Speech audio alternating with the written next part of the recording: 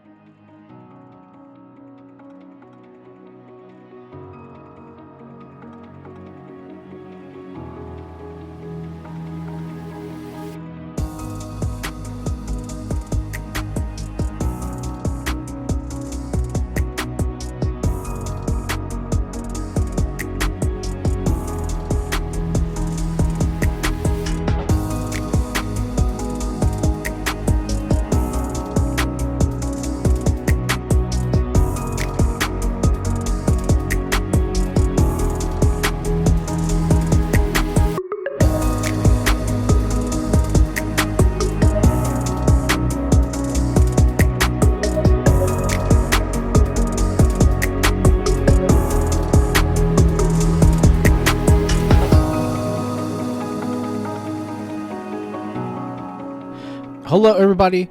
Welcome to this week's podcast. I want to go over what everybody's been talking about lately. As last episode, I've gone over the episode I've gone over about the commencement speech, especially about the future of people's jobs. And let me tell you one thing. I'm going to say this and say this real clearly too. Look, I am in for innovation too, and I love innovation, not to a point that it's going to continue to affect people's lives in jobs. And I understand it can be scary. Change can be very, very scary, right? And that's something I would not want people's jobs to eliminate right there too. Look, and I will not say that I'm very anti-capitalist or anything like that too. Look, I'm for capitalism, but I do not like where, to a point that you've got these big guys, these big businessmen are looking to get over and build data centers that basically the residents never asked for, and people have never asked for, and people know why they are upset, and we all know what's going on, especially with AI, and everybody is upset with this too. And I wanted to go over one of the key factors of why this is raising questions with all these data centers popping out left and right. And one of the few key factors. And first, I want to start with Utah for a couple minutes here on this podcast. Now, Utah. Now, for those of you who don't know, it is incredible of how much land it has and everything right there, and it's cool. It's great, and we're seeing that right there. Now, however, recently it's been a very much of a big controversy, lately, and I want to go ahead and bring you one of the stories. And this one here it is. Beyond data centers, Utah governor issues wake-up call on new Cold War contest over AI. And so here we are. They got this argument with the whole, we got to compete and we got to race against China. And so there's been a lot of issues about this whole thing. They repeat, all these politicians, all these businessmen, is that, first of all, we got to build these data centers to compete and to keep up with China. I mean, to compete against what? Are we in a war in China? And this is why I don't like how these politicians, they come out and tell a big old lie. And first of all, why are we even talking about this? This is incredibly insane that they go out and say that we need to race them. We need to build all these data centers to keep up with more of China, because, if we get threatened with China, it's going to be all over for us. And this is one of the biggest lies that we're seeing. Look, and I'm sure that many of you that listen to my podcast, I'm sure many of you are pro AI, but we really got to say, we got to step aside on this too. I understand a lot of people love creating stuff with AI, especially those that are involved with technology. No question about that too. And to me, I'm more of a guy that cares about the learning and going through things, but everything that we are using, especially with the current models of AI, it's not smart enough. It doesn't have the intelligence. In fact, we should just call it as it is. It's very unintelligent. For AI, it isn't, and it has no human capacity. It has no sense of humor. I'm sorry, it doesn't even act like a human at all. It's very false, because the way AI tends to come up to be, it is not. It pretends, and they want to manipulate you, especially as a human. But anyways, I want to go over this article real quick, and here it says, Utah Governor Spencer Cox warned on Monday that Americans have not yet woken up to the high-stakes era of global technological competition that artificial intelligence has unleashed upon the world. If the United States does not prioritize American AI dominance by building infrastructure as rapidly as the country used to, then it will have much bigger problems to worry about than data centers, Cox says. I don't know that we have our eyes as open as we should on this, Cox says during a panel discussion with Desert Voice host McKay Coplans for the Atlantic Across America tour, host in partnership with the Deseret News. Donald Trump has taken aggressive executive action to accelerate data center development, including by asking top military officials to encourage states to support the administration in an international AI arms race. On Monday, Cox described what he saw as an existential risk presented by Americans' Cold War escape contest with China over AI models like Claude Mistral, which can anonymously identify and abuse cybersecurity weaknesses. And then the article continues on here. If China had gotten that piece of technology first, that could exploit the vulnerabilities of almost every major company and government entity in our country. It's over. We're done, folks, Cox told the live audience. And so this is the fear that they're trying to bring over. And look, and I won't want to be political on this podcast, but something about this seemed very sketchy. And this is one thing that these politicians don't even, take, to consideration, that sure, they will go out and build this big ass ugly data center. But then you have to look at the other side of the picture, is the effects on water, the effects on the environment, and the cost of electricity. That's going to cost people, even on local residents, or not just the people in Utah, but you also got other governors and commissioners here that are in support of this. And sadly enough, they're buying into about the whole AI arms race, which I think this is very false in what we have been seeing.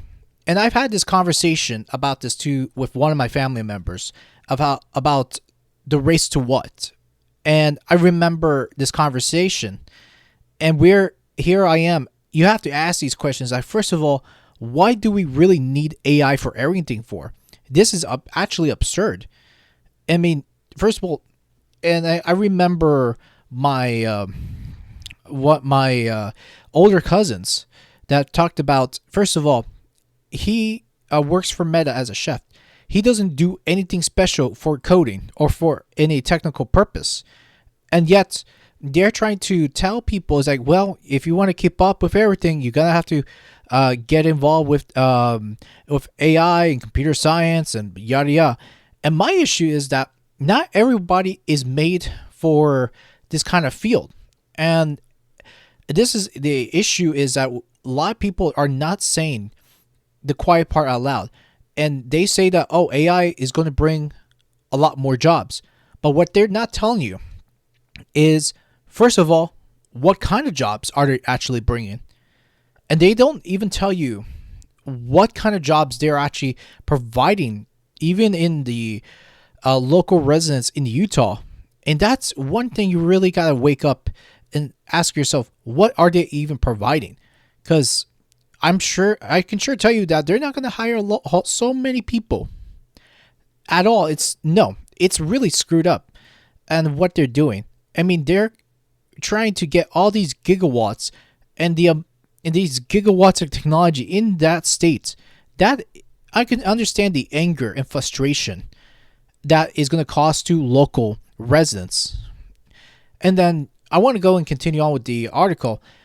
This is the perspective missing from some national discussions around the investment needed to come out on top of what has been called the fourth industrial revolution. According to Utah's Republican governor, Cox balanced his urgent wake-up call with an even-handed criticism of the whirlwind sequence of events that has made Utah a national flashpoint for Americans' anxiety about the impending AI overhaul for the electrical grid. The pushback of locals and national groups this month led to a reassignment of a massive data center project in rural Utah, with Cox assuring Utahans that the state can enter the AI age without compromising environmental priorities. All right. And then continue on the other sentence below in this article on KSL.com. On April 24th, Utah's Military Installation Development Authority endorsed that celebrity investor Kevin O'Leary of Shark Tank fame said would be the largest data center in the world, located in the barren part of Box Elder County. There are roughly 700 hyperscale data centers across the United States. Utah already has 48 data centers drawing 920 megawatts of power, with 2,600 megawatts under construction, a Gardner Policy Institute analyst found. But O'Leary proposed data center would be in a category of its own. At full build out, it would cover 40,000 acres and consume between 7.5 and 9 gigawatts, or twice the amount of energy used by the entire state of Utah. Okay, and this is what bothers me with everything too. Even after I would say I was close to done with the Tucker Carlson interview with Kevin O'Leary, and I have to say though, I didn't completely watch the whole thing, and I actually had to stop around an hour and 39 minutes of this too. I'm close to finishing. I'll end up finishing this interview towards the end. But I have to say that what made me upset with this, and what really does, is that, look, Kevin is a businessman and all, and everything that he's doing, sure, he wants to compete with the Chinese and make sure that America is very much innovative, but he doesn't even say what kind of jobs that they are making or what they're creating with these AI data centers. And mind you, I've watched this interview, and Tucker Carlson has asked Kevin O'Leary the right question. Even he said very good questions to him. And then throughout the interview, and I shit you not, that anytime I've watched throughout the interview, it's like he's trying to steer away from answering the questions, and he's not even saying it directly what AI is going to do and what things are going to be very productive.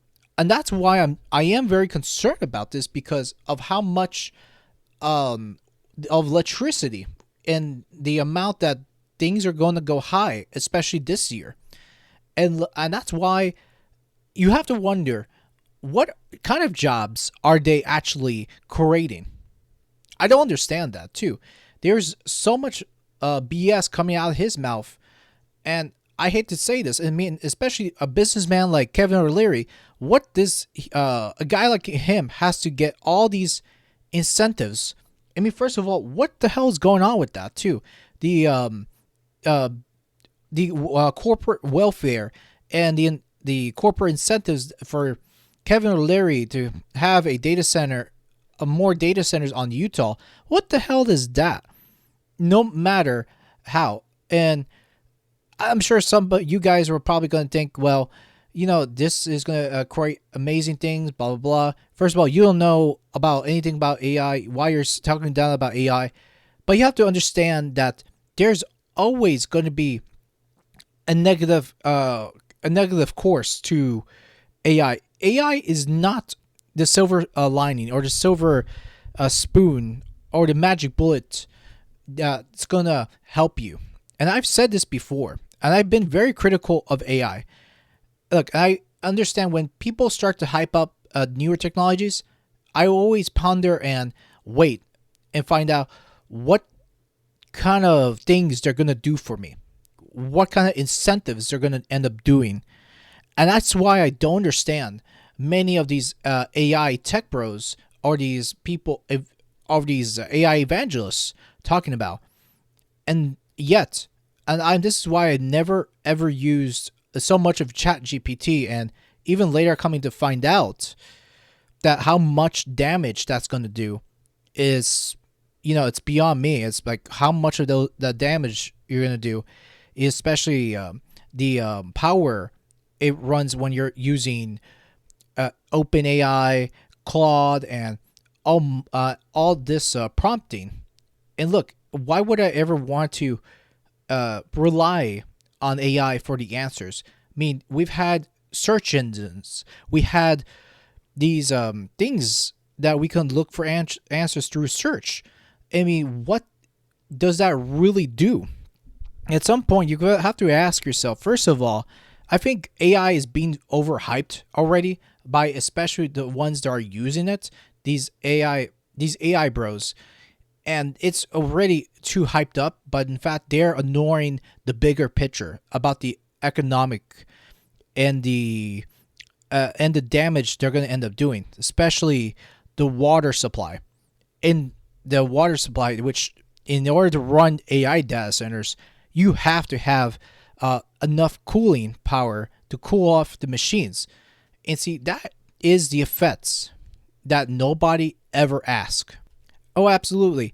AI can do a whole bunch of crazy artwork for you. Sure, it can do types of fantastic art. And absolutely, it can do a whole bunch of crazy pictures and crap like that they're putting out, especially with AI short clips. Now, do I want to really go to the theaters and watch AI movies? No, absolutely not. And I grew up in a time where I did not even watched any AI at all. In fact, sure, a lot of people have said in the past is like when CGI was introduced and taking over practical effects, a lot of people have said, okay, let's give this a try. And I remember during a time that, sure, CGI probably is used for certain cool things, but look, I'm going to say this too. CGI did never, ever replace anybody's jobs. And for good reason it didn't, but it also created brand new jobs too. But also, you got to look at the bigger scope of this is why on earth somebody want to create AI short clips and movies. And look, if I want to be an artist or an actor, I want to play my role. I want to play the role I want to be in. See, and that's what people think that this is such a good benefit, and it doesn't at all. And it amazes me that you have this scum like Kevin or Leary, and the scum in Utah, the governor of Utah, Spencer Cox, right there, just sucking the tits out of these ruling class in these upper classes, like the scum like Kevin O'Leary. First of all, this guy is not even an American. He is a Canadian, which has two other citizenships, which is Ireland, and the last I checked with him, he's actually a citizen of United Arab Emirates. So yeah, this guy, first of all, why isn't he bringing his business over to these other countries? Why even here? Because he wants to do this to for either one, even though he says innovation, which I do not believe one bit, because if you look at the bigger picture, where's the innovation with these data centers at all? And then the other part, which I do think he is lying underneath his teeth, is what does this even do? And why I felt very sick having to watch even parts of the interview is he's not even directly answering it. And he knows that, sure, these data centers is going to make him money, but at what cost? That all that money you're going to make from data centers, it's going to cost people's, the livelihoods of that too, and the high unemployment. I'm sure a lot of people say that, well, if you look at the industrial age, sure, it's had social issues, but these were, there was a lot of positive things with the industrial revolution, yada, yada, yada. But you have to look at the bigger picture and what is going to do negatively right now, too.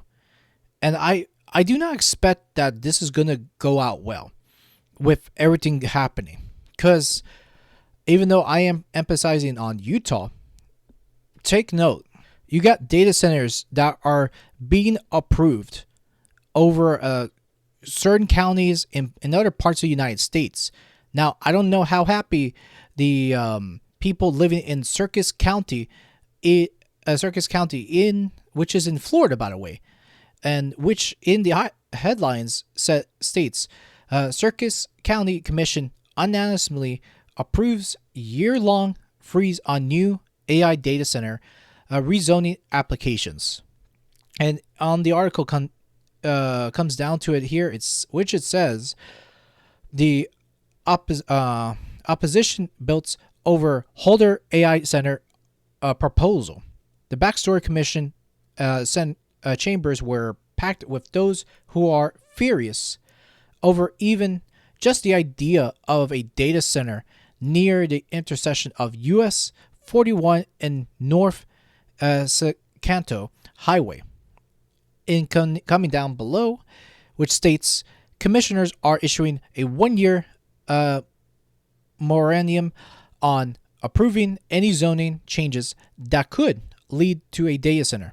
1-year moratorium approved by Deltona Corporation is considering a data center on a 800-acre site in Holder. It needs to come to a full stop, period, said another public speaker. We can't destroy our homes and our businesses. It's too much. Statewide political issues, which down below, that's what I'm saying.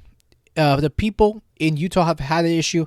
Even the residents in Citrus County as having issues like this as well. And it's everywhere right now. Everywhere. I cannot see why there has to be AI data centers everywhere.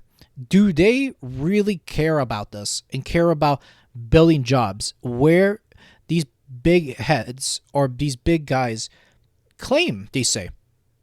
Now, look, whatever your position with AI, I'm sure probably you're using this and don't really care at all. And about this is, for me, it is a bigger situation right now. Because for one, even if you're using these AI prompts, mind you, that's going to take a lot of electricity. And that is taking so much electrical power and the water supply, which is abundance, mind you. Why would anyone wants to go out and do all that too? And I'm sure a lot of you guys are listening is, well, if you use AI locally, it wouldn't be an issue. It wouldn't, but hey, why on earth someone like you care to approve on AI and become pro AI when everything is going to be affected? Look at what's going to happen right now. Sooner or later, you will be effective right there. And mind you, that with everything that's coming into fruition, especially with AI, and you have to even ask yourself, even for those of you that are pro AI, what is it doing for me? What kind of productivity is it doing? And sure, you can learn much faster. You can create code without learning a damn thing, and everything like that. Absolutely, sure, there probably is a benefit too, but then you also have to know that with the hallucinations of AI, what is it really doing for you, right? If you're not understanding the code that you're creating out of thin air, and let's say that code that comes out of AI, then you gotta think, is that even worth it? And if the human can keep up, and let's say if you're able to find the errors, then guess what? You can use that human that can probably work on the code effectively in a more corrective way than an AI do. Because if you look at the bigger picture, here's my thing. I've used code, or I've used AI for a little bit on generating photos. Was it perfect? No, absolutely not. I don't think it's perfect. For 1 second it is, because all that right there, sure, I've had fun with it for a little bit. I've tried it out, but it's like, why? I don't see the goal with AI, and that I think is quite of a stretch. Because if you are looking to maximize profits over people, what does that even tell you? Right there, when you're already seeing news all over the damn place, and this is not even political. 1 second, this is technological right there. Well, I'm sure part of it is political too, but the other side of it has to do with a man versus machine kind of issue too, where nobody wants all these radical change. All this change coming up so fast that nobody is going to understand all this too. Like, for instance, I'm not going to lie and say, oh, I'm partially pro AI and mostly anti AI. No, at this point, it makes me less enthusiastic about AI as a whole. And I'm, like I say, there's some things that you can do productive, and there are some things that you can do with AI, which is, some of it is unique on a more smaller scale. But I do not support large language models. We don't really need large language models to improve our lives. And there's been tons of studies with AI, especially the more that you use AI, and AI, especially when you're using it in a classroom settings, then first of all, I support the science where especially a lot of the scientists have even stated is that the more that you've used AI from a day-to-day basis, the more that the brain, not the brain, but the less the brain will take a lot of input, or a lot less problem solving on its own, because there's not even a way for you to learn, especially when you're learning, especially the mathematics, the science, and the social studies, and even the basic skills. Even the teachers can't even know who is lying or who's not lying on their test. And I've talked about this too, because I don't think it's a good thing. Long term, absolutely not. And that's why a lot of people are concerned about rising electrical costs, rising water costs, which, again, not a surprise, but it's coming up. It's coming up everywhere, guys. And that is why, if you are listening right now, American listening, who knows when we're going to see a lot more prices of electricity and water right through the roof. So I'm not just saying this to fearmonger. I'm saying this because this is realistic right there. And I don't like where things are going, especially the people above us. Especially, you got these crazy businessmen talking about how we got to keep up with China. Like, China, what kind of threat China is doing to us, technologically. Listen, I like China, and there's certain things that China doesn't even do well, especially when on the human rights level. But China isn't attacking us at all. They're not creating robots to attack Americans. I do think that the narrative that Kevin O'Leary is creating is creating a false narrative, saying that these data centers is needed to build Americans up. Absolutely not. This is not true in no logic. There's no logic behind this at all. Because this is something that he's doing, is creating a pie in the sky. And it's bizarre to me, because He talks about how this is capitalism, and I actually agree with Tucker 100% of the interview is capitalism. First of all, how is this capitalism?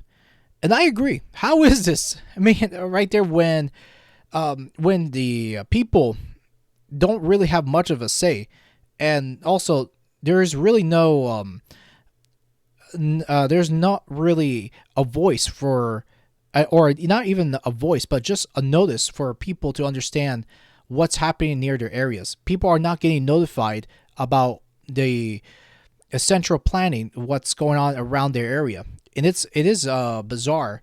We're seeing these big tech companies floating about these pie in the sky ideas that look, they think that they're doing the right thing of creating a powerful system, but I tell you one thing, this is not going to do well.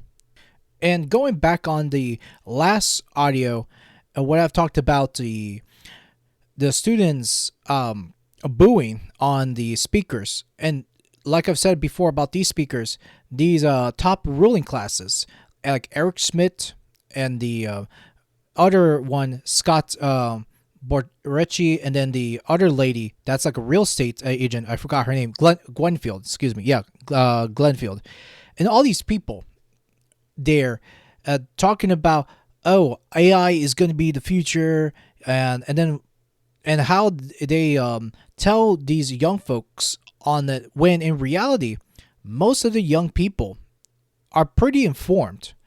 I mean, they're not stupid. They're not stupid because they know that that's gonna affect their careers. And I will say this, and I've said this in the last episode, is that not everybody is meant to work with AI. You know, not everybody wants to do this kind of stuff too. And I've noticed recently, and this is funny. I've gone over on places like Instagram for recently that I've been seeing a lot of advertisements. Like a long time ago, you would have seen advertisements on colleges where you got a just computer science. Now the computer science courses, it's going to include all, not just computer science, along with artificial intelligence classes. So it makes you wonder, what the hell does that mean that I have to build AI, or is that going to be implemented on future jobs, and I have no choice but to speak to an AI bot all the time? I mean, what gives? Because it makes you wonder more about the situation at hand. Because now, if everything going on, I don't think there's going to be a possible way that you're going to continue to find a person or somebody that can reach up to a human being over the phone in customer service, because there isn't. Because if you try to, you're going to be stuck with an AI agent on the other line, unless if you be a lot more persistent in talking with customer service over the phone. Then hopefully we're going to see a lot more backlash. And I promise you this too, is that this is going to be a real fight that we're not going to give up. And I won't stand seeing this too. And it's absolutely bullshit that we are seeing these people that, buying up the land, buying up acres of land just for this atrocious, monstrous project that nobody ever asked for, right? Nobody. And this is not a good sign. And let's be honest too, did many of the residents ever ask for AI data centers near them? Probably not, because they didn't even get a notice coming from any of the commissioners locally. And that's what's scary, is that all the approvals coming from these commissioners, they're probably just going out and passing on these approvals because that's going to make the state money, and it's going to take a lot of taxpayers along with that too. It's going to cost people, and it's why people are seeing the bigger scope of it too. And I think it's in saying that we are in a much, not just a political divide, but a divide on on humans versus technical advancements, which I think these technical advancements are going too fast, and not everybody approves of this too. I certainly don't, because look, it's going to affect everybody. And I know people are going to say, and I know this guy, the guy that was a speaker from Middle Tennessee University, which I'm sure, I don't want to be the guy that be like, this is the future, y'all. Get it over with. You learn the tools. And I have to say, though, that guy, Scott Burchetta, I'm glad he got booed, because he is a son of a bitch. Not just a son of a bitch, a big ass prick, and I'm glad, because I do think more of these tech oligarchs need to be booed, and they need to have more tomatoes and stones thrown across them. And I hate to say that, but the truth is, you as a small guy have no power what to say, and it's really sad. It really is. And the last thing I want to go out in this podcast. So before I end this, I wanted to go ahead and read this last line here, which has to do with the Tampa part, which that part I didn't read on this one, which here it says state administrators say they're relieved that excuse me, I can barely talk today, goodness gracious. They're relieved there are still more approvals before the project is fully green lit, with Governor Ron DeSantis saying he's worried about the data center's impact on public resources, along with the impact of artificial intelligence technology on the young. An AI data center will need more energy than we can currently have the means to provide. Citrus County Commissioner Rebecca Bays says Florida lawmakers have passed a bill that would require disclosure of documents submitted to local governments by tech giants and barred them from being built near residential areas and schools. Citrus County commissioners have seen data centers become their highest profile issue. Where is all the electronic waste going to? When they need to do upgrades and replacements, another speaker said, where is the water supply coming from? The moratorium on rezoning for data center proposals will last at least a year while county officials study the issue. And so that's pretty much the whole story on this part, which I will tell you, if first of all, given with what the governor have said, and the governor of Florida has said about the cause of resources, he knows what's going on. I mean, he's not that stupid. Now, if this is something that's going to affect you, and I hate to be the guy to say this to anyone that's listening to the podcast, if you live in the United States, and I'm sure there's probably a lot of issues going in parts around the world too. Now, if you live near a zoning or planning on data centers right in your area, I say wake up. If you are listening right now, and if there's something going on, development in your area, I do think it is good to be aware of what's going on right now. I mean, as far as I hate the politics, because let's be honest though, we're right now living in a mono party. This is not a free republic, what we're seeing right now. It is absolutely disastrous what we're seeing with these data centers and damage that are being done to them. No way. Absolutely not. So for those of you listeners, take the time, be informed of what's going on in your area, because it'll be about time to fight like hell if these approvals do get passed. So do not sit and wait. And I would say to anybody listening to today's podcast episode, please inform yourselves. In fact, I will have the links below for you guys to check out which data centers are going to be effective. And I know there's a link that a woman is putting up which data centers are around your area. Again, I'm not sure how many of them out there, because according to a lot of charts I've seen in the past, there are plenty of data centers that are being put up, and not everybody knows this, but I will have the links down in the show notes for you guys to look over too. But anyways, to close the podcast, wanted to go out and say thank you for taking the time to listen, and remember, stand up, because don't let these resources go to waste, and let these tech giants take over your lives. Forget them. They are scum. Every single one of you. But anyways, guys, this is Leon signing out. Hope you enjoyed this episode. And even though I am leaving this podcast on a quite of a negative note, this has to be said. So everyone, stand up for your rights. Do whatever it takes. And goodbye.